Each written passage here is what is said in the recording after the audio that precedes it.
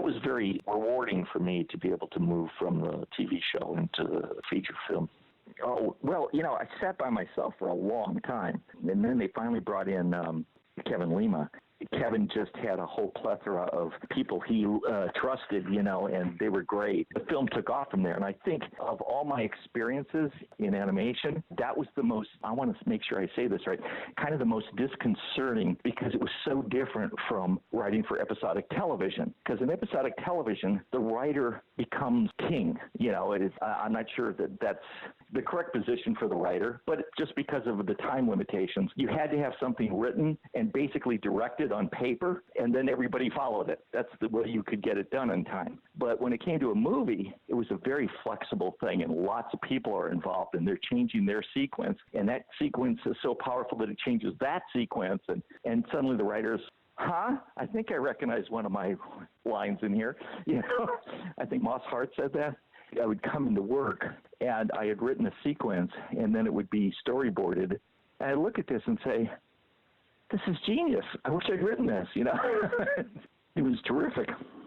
And it was such a new way of working for me, So it was disconcerting from the standpoint that, I don't have the kind of control over the project that I used to have on TV. But that's not to say that they weren't doing spectacular work and that I was such a lucky guy to be a part of it. While I feel like I brought the essence of I don't want to grow up to be my dad, I really feel like so much of all the clever little things and the sort of telling moments, that was Kevin and his team, coming in there with their stuff. And it was just such a delight to work with them. And that's why I think I was upset because I didn't get to follow through on the movie. I was pulled and, go over here and work on Duck Days.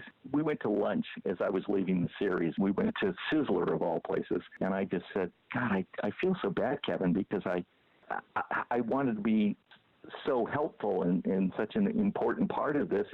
And I feel like so much of what I did, didn't end up on the screen. And he said, but Jim, we wouldn't be doing what we're doing if we weren't standing on your shoulders. And it was like, oh, yeah, I guess so. It made me feel better. So, that's just it. Part of the creative process is, the first link in the chain sometimes doesn't look like the last link in the chain. It gets painted a different color along the way.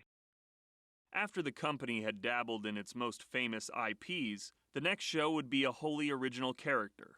Well, sort of. Bonkers was loosely based on the idea of Roger Rabbit.